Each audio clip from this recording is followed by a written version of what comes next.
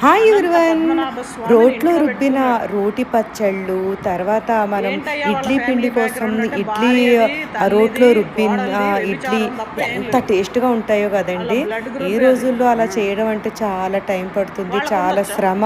ఇంట్లో అనంత అందరికీ పద్మనాభ అంత స్వామి. టైం ఉండటం లేదు. అంత శ్రమ నేను ఇంట్లో ఇంత చేయడానికి ఎత్తు కూడా మనకి విగ్రహాలు శక్తి పెట్టుకొని కూడా వరలక్ష్మి ఉండటం వ్రతం లేదు. చేస్తే, కాబట్టి మా అప్పుడప్పుడు ఇలాగ చుట్టాలందరూ మనము అమ్మో!